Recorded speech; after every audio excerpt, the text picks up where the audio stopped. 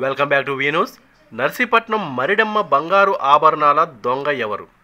నర్సీపట్నం శ్రీ శ్రీ మరిడి మహాలక్ష్మి అమ్మవారి ఆభరణాల్లో ఒక ఆభరణం రోల్డ్ గోల్డ్ అని తేలిన విషయమై తెలుగుదేశం పార్టీ రాష్ట్ర ప్రధాన కార్యదర్శి చింతకాయల విజయ్ అధికారులను ప్రశ్నించారు. నర్సీపట్నంలో ఏర్పాటు చేసిన విలేకరుల సమావేశంలో చింతకాయల విజయ్ మాట్లాడుతూ మరిడిమాంబ అమ్మవారి ఆభరణాలు మాయంపై ఎందుకు చర్యలు తీసుకోలేదని ప్రశ్నించారు. గత ప్రభుత్వ హయాంలో ఆలయాలను దేవాదాయ శాఖ అప్పగించడంలో నిబంధనలు పాటించలేదని విమర్శించారు. 5 లక్షలకు పైగా ఆదాయం ఉన్న ఆలయాలనే దేవాదాయ శాఖకు అప్పగించాలని ఉన్నప్పటికీ అప్పట్లో ఈ నిబంధనలు విమర్శించారని పేర్కొన్నారు. ఆలయ కమిటీ సభ్యులు లేకుండా అమ్మవారికి ఆభరణాలు అలంకరించారని, ఆదాయ పరిమితి తక్కువ ఉండటంతో ఆలయాన్ని పూర్వ కమిటీకి అప్పగించాలని వివరించారు. ఆ సమయంలో ఆభరణాలు పరిశీలించగా అమ్మవారి హారం నకిలీగా తేలిందని తెలిపారు. ఈ విషయంపై 10 రోజుల క్రితమే సమాచారం ఇచ్చినా ఇంతవరకు ఎటువంటి చర్యలు తీసుకోలేదని అన్నారు. ఈ ఘటనపై క్షేత్రస్థాయిలో విచారణ చేయకపోవడం విచారకరణమని, తప్పెక్కడ జరిగిందో తేల్చాల్సిన అవసరం ఉందని అన్నారు. ఈ విషయం ఎస్పీ దృష్టికి తీసుకెళ్లామని, అలాగే గత ఎన్నికల్లో జరిగిన ఘటనపై పోలీసులు చర్యలు తీసుకోవడంపై విచారం వ్యక్తం చేశారు. ఈ కార్యక్రమంలో నర్సీపట్నం ప్రధాన కార్యదర్శి గవిరెడ్డి వెంకటరమణ, వార్డు కౌన్సిలర్ దనిమిరెడ్డి మధు, మాజీ వార్డు కౌన్సిలర్ పైల గోవింద్, జంపన నాగేంద్రరాజు, నేరెల రాజేష్, జాలమూరి జోగారావు, మురళీకృష్ణ తదితరులు పాల్గొన్నారు. అమ్మవారిది సెంటిమెంట్ అందరికీ తెలిసిన విషయమే. ఇది మేము మా ఇంటి ఎలవేలుపు, దాంతోపాటు నర్సీపట్నం నియోజకవర్గం కానీ నర్సీపట్నం టౌన్ ప్రజానికం మొత్తానికి కూడా చాలా సెంటిమెంటల్గా భావించే అమ్మవారు. దానికే నూకలం పండుగ కానీ మరిడం పండుగ కానీ మేము ఎక్కడున్నా కానీ, ఏ ప్రాంతంలో ఉన్నా కానీ, మా కుటుంబ సభ్యులు కానీ, ఊర్లో ఉన్న వాళ్ళు జనాభాకు సంబంధించిన కుటుంబ సభ్యులు కానీ అందరూ కూడా విచ్చేసి అమ్మవారి దర్శనం చేసుకొని వెళ్తారు. నేను ఇది గత 1.5-2 years నుంచి చాలా సీరియస్గా ఈ మరిడమ్మవారు గుడికి సంబంధించింది ఏం వచ్చినా కానీ, ఏ సందర్భం వచ్చినా కానీ నేను రోడ్డు మీద కాదు కదా, పోలీస్ స్టేషన్ ముందు మెట్ల మీద కూర్చోడానికి కూడా నేను వెనకాడలే.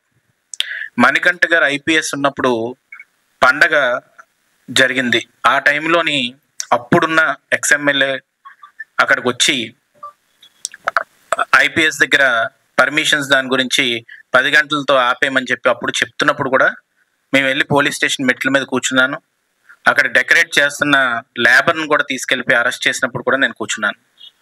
ఆ పండగప్పుడు ఆభరణాలు మరిడమ్మవారి తీసుకురాకపోతే నేను గుడి దగ్గరికి వెళ్ళి కమిటీ సభ్యులందరినీ నించోబెట్టి అక్కడ ప్రెస్ మీట్ పెట్టి గుడి దగ్గర అమ్మవారికి క్షమించమని అడిగి అక్కడ దండం పెట్టుకొని అమ్మవారి విగ్రహం దగ్గర నేను నించొని అమ్మవారికి సంబంధించిన ఆభరణాలు ఇంకా రాలేదు, ఈ పండగ ఆభరణాలు లేకుండా అమ్మవారికి జరుగుతుందేమో, చాలా నేను రిక్వెస్ట్ చేసి నేను అడుగుతున్నాను. ఎమ్మెల్యే, అప్పుడున్న ఎక్స్ఎమ్మెల్యే వ్యక్తిని కానీ అందరినీ కూడా నేను అడగడం జరిగింది డైరెక్ట్ లైవ్లోని. దయచేసి ఆభరణాలు అన్నీ కూడా అలంకరించండి, పండగ రాబోతుందని అడిగితే ఎవరు అప్పుడు మాట్లాడలేదు, ఎవరు దానికి ఆన్సర్ చెప్పలేదు. ఎందుకంటే గుడుల మీద దండయాత్రలాగా ఏమాత్రం అభివృద్ధి 5 సంవత్సరాల్లో లేకపోయినా కానీ 5 సంవత్సరాలు వైఎస్ఆర్సీపీ ప్రభుత్వం ఉన్నప్పుడు ఒక ఇటుకు కూడా పేర్చకుండా ఓన్లీ గుళ్ళ మీదే దండయాత్ర చేయాలి. వినాయకుడి గుడి మీదకి వెళ్ళిపోవాలి, వినాయకుడి గుడిలో ఉన్న ఆదాయం ఎంత ఉందో చెక్ చేసుకోవాలి, వినాయకుడి గుడి మీద కమిటీ మీద ఉన్నదా లేదో చూసుకోవాలి. అలాగే నూకలమ్మ గుడి ప్రారంభించింది అయ్యన్న పాత్రుడు గారు. కుటుంబ సభ్యుల దగ్గర నుంచి ఒక డబ్బులు ఇచ్చి ఎండోమెంట్స్ నుంచి శాంక్షన్ చేయించి దానికి రంగు కూడా వేయలేని పరిస్థితిలో మొన్న 5 సంవత్సరాలు ఉంటే అమ్మవారి దీవెనల వల్ల మళ్ళీ ఆ గుడి పూర్తి చేసే అవకాశం మళ్ళీ అయ్యన్న పాత్రుడు గారికి దక్కింది. ఎందుకంటే మళ్ళీ న్యాయమే గెలిచింది కాబట్టి అయ్యన్న పాత్రుడు గారు ఎమ్మెల్యే అయ్యారు కాబట్టి, స్పీకర్ అయ్యారు కాబట్టి ఆయన చేతుల మీదే మళ్ళీ ఆ గుడి ఓపెన్ అవుతుంది. అలాగే మనం చూస్తే అయ్యప్ప స్వామి గుడి మీదకి క్రేన్ పట్టుకొని రావడం, అలాగే సాయిబాబా గుడి మీదకి వెళ్ళి కమిటీలు మార్చేసి తీసుకుపోవడం, ఈ విధమైన ఎప్పుడో పూర్వం మహమ్మదీయులు చేసేవారని విన్నాం కానీ ఇలాంటి పనులన్నీ చేశారు. అలాగే మరిడం కోవిల మీద కూడా బంగారం ఇవ్వకుండా మళ్ళీ దాన్ని ప్రెస్ మీట్ పెట్టినప్పుడు ఎలక్షన్ ముందు ఆ ఎక్స్ఎమ్మెల్యే మాట్లాడుతున్నప్పుడు ఏమంటాడంటే అసలు పండగ ముందు ఎప్పుడూ జరగలేదు, కోవిడ్ తర్వాత అన్నట్టు మాట్లాడారు. కోవిడ్ తర్వాత మణికంఠ IPS ఉన్నప్పుడు ఒకసారి పండగ జరిగింది, దాని తర్వాత మళ్ళీ రెండో పండుగ ఎలక్షన్ ముందు జరిగింది.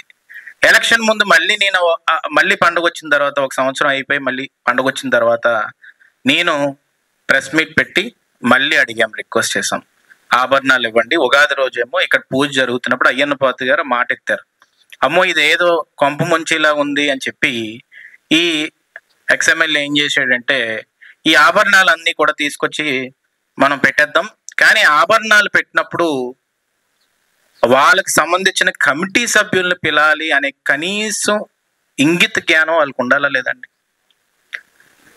కమిటీ సభ్యుల్ని పిల్లలేదు, ఎవరిని పిల్లలేదు, ఏదో చీకట్లో తీసుకొచ్చి అందరు కళ్ళు కప్పి, ఎందుకంటే అమ్మవారి ఆభరణాలు తీసుకొచ్చినప్పుడు జనాల్లో ఉన్న పెద్ద మనుషులు పిలాలి. ఇప్పుడు ఎలా అంటే సంబరం స్టార్ట్ అవ్వకముందు ఏం చేస్తారు, డప్పు పట్టుకొని ఎవరైతే పూజారు ఉన్నారో లేకపోతే డప్పు పట్టుకొని పూర్వం నుంచి కొన్ని కుటుంబాల పెద్దల్ని అక్కడ ఆ ఏరియాలకు వెళ్ళి డప్పు కొట్టి చెప్తారు. ఇది పూర్వం ఎప్పటి నుంచో వస్తున్న సాంప్రదాయం.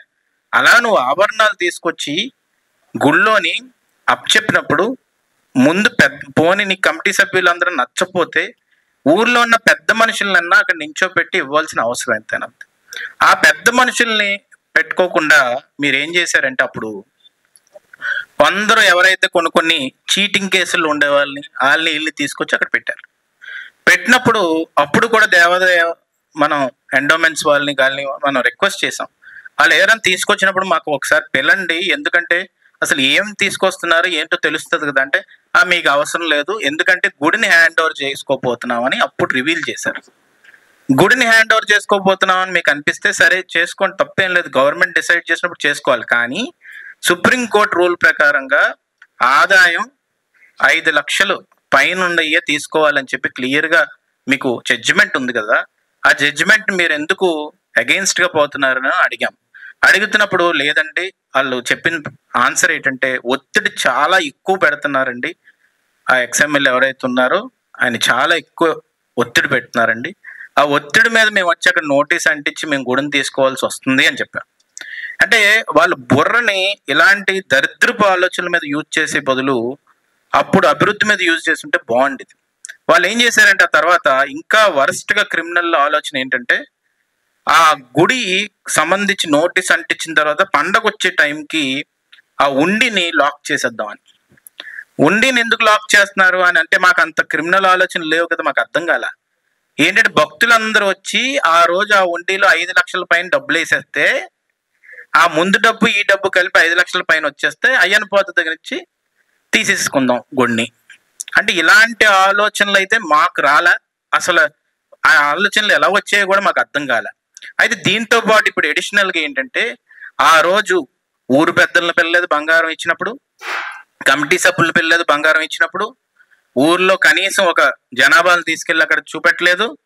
ఓన్లీ ఆ రోజు ఎండోమెంట్స్ వాళ్ళని పిలిచి వాళ్ళకి ఆ బంగారాన్ని అప్పచెప్పారు. ఇప్పుడు గవర్నమెంట్ మారింది, టీడీపీ ప్రభుత్వం వచ్చింది. టీడీపీ ప్రభుత్వంలో అంతా నిజాయితీగా జరుగుతుంది, నిక్కచ్చిగా జరుగుతుంది, ట్రాన్స్పరెంట్ గా జరుగుతుంది. ఎండోమెంట్స్ వారు మేము అడక్క ముందే ఏమో వీళ్ళు యాక్షన్ తీసుకుంటారేమో ప్రభుత్వం నుంచి అని చెప్పి వచ్చి అయ్యన్న పాత్ర కుటుంబ సభ్యులకి అయ్యా మేము ఆ రోజు చేసిన తప్పే, ఎందుకంటే 5 లక్షల రూపాయల ఉన్న గుళ్ళు మేము టచ్ చేయకూడదు, కానీ ఒత్తిడి మీద మేము టచ్ చేయవలసి వచ్చింది. ఆ రోజు ఆదాయం చెక్ చేస్తే కూడా అంత లేదు, కానీ లాక్ చేయమని చెప్పారు.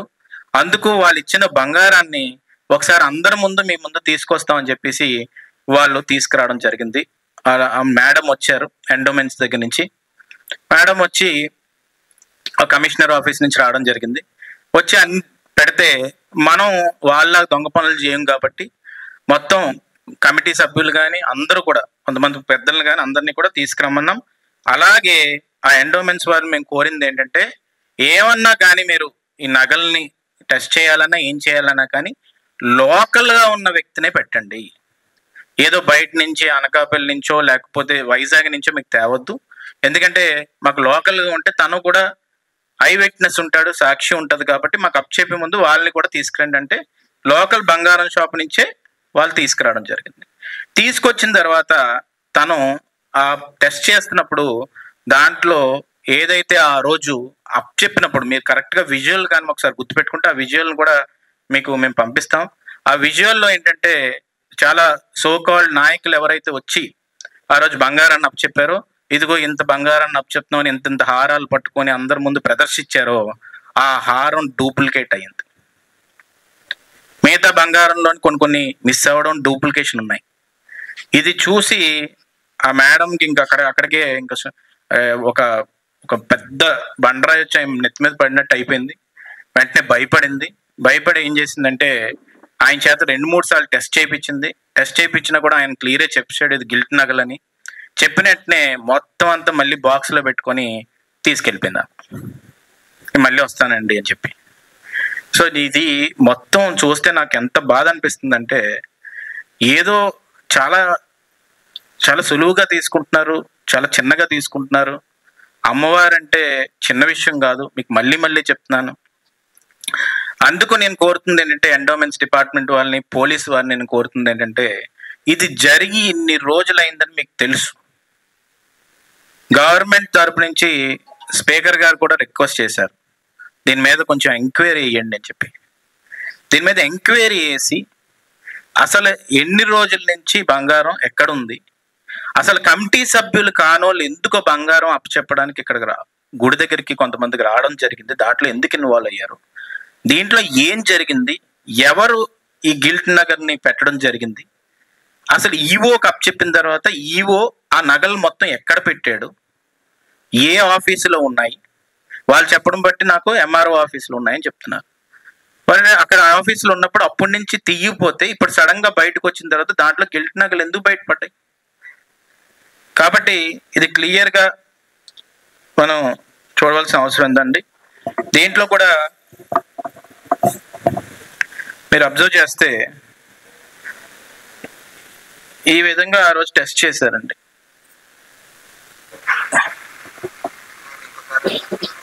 అప్పటికి కమిటీ సభ్యులు మీరు అబ్జర్వ్ చేస్తుంటే ఇంకోసారి చేయండి అని అడుగుతున్నారు. ఇంత క్లియర్ గా అందరి ముందు చేశారు. ఇది అబద్ధం చేయడానికి లేదు, ఏదో నోటి మాటకి నేను చెప్పట్లేదు, అందరి ముందు చేశారు. అంటే బంగారం ఎవరైతే మహిళలు కొంతమంది టెస్ట్ చేసుకోవడానికి వెళ్తారో వాళ్ళందరికీ వీడియో చూస్తే అర్థమైపోతుంది ఏ విధంగా అది టెస్ట్ చేసిన తర్వాత గిల్ట్ అని తేలిందని. దాంతో ఎవరైతే టెస్ట్ చేశారో ఆ అబ్బాయి ఇక్కడ లోకల్ జ్యువెలరీకి సంబంధించిన వాడు. చేసిన తర్వాత ఆయన క్లియర్ గా కూడా వాటర్ వేసి తుడిచిన తర్వాత క్లియర్ చెప్పాడు ఇది గిల్ట్ నగలు అని చెప్పి. దాని తర్వాత నేను ఏం చేసామంటే ఎండోమెంట్స్ వారు వెంటనే అబ్బాయి తోటి కూడా వీడియో చేయించమని అడిగారు. వీడియో చేయించమని అడిగితే నా వాళ్ళ దగ్గర ఆ వీడియో ఉంది. ఆ వీడియోలో కూడా క్లియర్ గా అబ్బాయి ఇది నాకు మరిడమ్మవారి గుడికి సంబంధించిన నగలను చెక్ చేయమని ఈ పలానా డేట్ రోజు నాకు చేయమని చెప్పారండి. చెప్తే ఆ రోజు నేను వెళ్ళి టెస్ట్ చేయడం జరిగింది. ఆ టెస్ట్ చేసిన దాంట్లో గిల్ట్ నగలు ఉందని చెప్పేసి ఆ అబ్బాయి కూడా చెప్పాడు. సో ఇంకా దీనికంట ప్రూఫ్ ఏం కావాలి నేను అడుగుతున్నా. నేను ఇది ఎందుకు ప్రస్తావిస్తున్నానంటే ఇది రాజకీయ పరంగా ఏమాత్రం ఏ ఆలోచన మాకు లేదండి. నేను ఒకటే అడుగుతుంది ఏంటంటే పోలీస్ డిపార్ట్మెంట్ వారిని, ఎండోమెంట్స్ వారిని, తప్పు ఎక్కడ జరిగింది? ఆ రోజు వచ్చిన వాళ్ళు ఇదిగో బంగారం అని చెప్పి డిస్ప్లే చేసి మొత్తం ఇచ్చిన తర్వాత గవర్నమెంట్ మారిన తర్వాత మీరు వచ్చి ఏదో తెలియనట్టు ఇక్కడికి వచ్చి బాక్స్ ఓపెన్ చేసి, పాపం ఆమెకు కూడా తెలియదు ఉండొచ్చు, ఆమె కంగారు పడిపోయి మళ్ళీ తీసుకెళ్ళిపోయే బాక్స్ని ఏ ఆఫీస్లో పెట్టిందో నాకు తెలియదు. మళ్ళీ మా ఆఫీసుకి కప్ చెప్పేస్తానండి, నాకు భయం వేస్తుంది, నేను అనవసరంగా తీసుకొచ్చాను, ముందు చెక్ చేయవలసిందేమో అని అంది. సరే అమ్మ, అందరి ముందు చెక్ చేయడం మంచిదే కదా అని మేము అన్నాం. కాబట్టి మేము దయచేసి పాత్రికేయ మిత్రుల ద్వారా నేను ప్రజలందరినీ కోరుతుంది ఏంటంటే ఈ బంగారం దొంగ ఎవరు, ఈ దొంగ ఎక్కడున్నాడు, అమ్మవారి దొంగతనం చేసే ధైర్యం ఎవరు చేశారు, ఎందుకు సుమారుగా 2 సంవత్సరాలు 3 సంవత్సరాల పైన ఈ బంగారం ఎక్కడ దాచారు, ఏం జరిగింది, అసలు అమ్మవారి బంగారం మీద కూడా తినాలని ఆలోచించే దౌర్భాగ్య ఆలోచించిన వేస్ట్ ఫెలో ఎవడు? ఎంతకంటే వర్స్ట్ థింగ్ ఇంకోటి ఏమైనా ఉంటుందా? అసలు అమ్మవారి పండగని కోవిడ్ సమయంలో చేయకూడదు అని కొంతమంది అన్నప్పుడు దాని గురించి డిస్కస్ చేయడానికే ఊరు మొత్తం కూర్చొని ఊర్లో అందరితో మాట్లాడి అప్పుడు అందరూ కలవలం అవ్వకపోతే వీడియో కాన్ఫరెన్స్ జూమ్ ద్వారా పెట్టి అసలు ఏం చేయాలి, ఏం సాంప్రదాయం ఫాలో అవ్వాలి, అసలు చరిత్రలో ఇలా జరగలేదే అని చెప్పి ఆలోచించి అంత బ్రెయిన్ స్టార్మ్ చేసామే, అంత ఆలోచించామే. అలాంటిది ఈరోజు నాకు 2-3 రోజుల నుంచి అర్థం కావట్లేదు అసలు దీని మీద ఎలాగా రియాక్ట్ అవ్వాలి, ఏం రియాక్ట్ అవ్వాలి. ఇంతకంటే దరిద్రపు ఆలోచనలు ఉన్న ఆ మనుషులు ఏమైనా తిరుగుతున్నారా ఇక్కడ నర్సీపట్నంలో అంటే ఇంకంతకంటే వర్స్ట్ ఇంకోటి ఏమైనా ఉంటుందండి. అందుకనే నేను ఒకటే కోరుతుంది ఏంటంటే ప్రజలు ఈరోజు న్యాయం కాపాడాలనే ఉద్దేశంతో, ట్రాన్స్పరెన్సీ ఉండాలన్న ఉద్దేశంతో, అకౌంటబిలిటీ ఉండాలన్న ఉద్దేశంతో ఈరోజు తెలుగుదేశం ప్రభుత్వాన్ని తీసుకొచ్చారు. అయ్యన్న పాత్రుడు గారు మన నర్సీపట్నం అదృష్టశాతం ఆయన స్పీకర్ అయ్యారు. రాష్ట్రంలో ఏ ప్రాంతానికి దక్కలేని అదృష్టం మనకు దక్కింది. కాబట్టి ఈరోజు మేము కక్షపూర్వక రాజకీయాల మీద ఏమాత్రం కాన్సన్ట్రేషన్ పెట్టలేదు. మేము ఓన్లీ అభివృద్ధి ఎలా చేయాలి, ఎక్కడి నుంచి రూపాయి తేవాలి, మొత్తం నాశనం చేసిన ఈ నర్సీపట్నం ప్రాంతాన్ని మళ్ళీ రివైవ్ చేసి ముందుకు ఎలా తీసుకెళ్ళాలి. ఎందుకంటే ఇంత తక్కువ సేపులోనే అయ్యన్న పాత్రుడు గారు 19 కోట్ల వరకు ఈరోజు డెవలప్మెంట్కి తీసుకురాగలిగారు ఈ ఒక్క 2-3 monthsలోనే. ఇవన్నీ కూడా త్వరలో అన్ని ఇనాగ్రేషన్స్ జరుగుతాయి, అన్ని జరుగుతాయి. ఆ ట్యాంక్ బండ్ మీద కాన్సన్ట్రేషన్ పెడుతున్నారు. ఖాళీ ఉన్నప్పుడల్లా అసలు ప్రోటోకాల్ను కూడా అధిగమించి గ్రౌండ్ మీదకి వచ్చి అన్ని చేస్తున్నారు. ఇంత చేస్తున్నప్పుడు ప్రజలు కూడా సహకరించవలసిన అవసరం ఎంతైనా ఉంది. కాబట్టి ఈరోజు ఇంత దారుణమైన ఘటనకి కారణమైన మనుషుల్ని, బంగారాన్ని దొంగతనం చేసిన వ్యక్తిని కనిపెట్టి ప్రజల ముందు నించోబెట్టవలసిందిగా పోలీస్ డిపార్ట్మెంట్ వారిని నేను కోరుతున్నాను. సిఏఎస్ఐ అయితే మరి ఈ విషయం తెలుసు, పేపర్లో చదివారు, అయినా ఎందుకు పడుకున్నారో మాకు అర్థం కావట్లేదు. అంటే మరి ముందు ప్రభుత్వంలో వాళ్ళు పోస్టింగ్లు జరిగాయి కాబట్టి పడుకున్నారేమో నాకు డౌట్ వస్తుంది. వాళ్ళని కూడా మేల్కోవాల్సిందిగా నేను కోరుతున్నాను. వాళ్ళని లేపుకోవాల్సిందిగా ఎస్పీ గారిని కోరుతున్నాను. ఎస్పీ గారికి కూడా ఈ విషయం తెలుసు, సుమారుగా 3-4 రోజులు అయింది. మరి లా అండ్ ఆర్డర్ విషయంలోని సెంటిమెంట్ రేజ్ అవుతే జనాల్లో కానీ విషయం తెలిస్తే మరింత ఎక్కువ రోడ్డు మీదకి వచ్చి ఆ అమ్మవారికి సపోర్ట్గా జనాలు కూడా నిలబడతారనే విషయం ఎస్పీ గారికి కూడా తెలుసు. కాబట్టి మరి డిఎస్పీ గారు ఉన్నారో లేదో మాకు తెలియట్లేదు నర్సీపట్నంలో. ఆయన అయితే మాకు అక్కడ కనబడట్లేదు కూడా మనిషి. కాబట్టి వీళ్ళందరినీ కూడా ఇన్కాపబుల్ పీపుల్ అయితే ట్రాన్స్ఫర్ అన్న చేయండి మేడం, లేకపోతే మీరే స్వయంగా దిగి కూర్చొని రివ్యూ చేసి ఈ బంగారం దొంగతనం చేసిన పట్టుకోండి. అంతేగాని ఆఫీసుల్లో ఏసీ రూముల్లోని వీళ్ళు కూర్చోవడం వల్ల ఏం అవ్వదని మాత్రం నేను క్లారిటీగా చెప్పగలను. మీకు రివ్యూ ఇప్పుడు దాకా 3 months మీరు పోస్టింగ్ అయిన తర్వాత ఎస్పీ గారు కానీ, డిఎస్పీ గారు కానీ, పోలీస్ డిపార్ట్మెంట్కి సంబంధించిన నర్సీపట్నం నియోజకవర్గంలో ఇప్పటికొచ్చి గాంజాయి మీద కానీ దీని మీద కానీ ఏ మాత్రం రివ్యూ చేయలేదు, ఏ మాత్రం లా అండ్ ఆర్డర్ గురించి రివ్యూ చేయలేదు. ఎలక్షన్స్ సమయంలో రౌడీ షీటర్స్ అందరూ కూడా ర్యాలీ చేసి వెంకనేటిపేటలోకి వచ్చి ఓటర్ లిస్టులు చింపి, పీనారపాలెంలోకి వచ్చి ఓటర్ లిస్టులు చింపి, కాపు వీధిలోకి వచ్చి ఓటర్ లిస్టులు చింపి వాళ్ళ మీద ఇప్పటికి 2 కంప్లైంట్లు ఇస్తే కూడా డిఎస్పీ గారు ఇదంతా కామన్ అని చెప్పి వదిలేస్తున్నారు.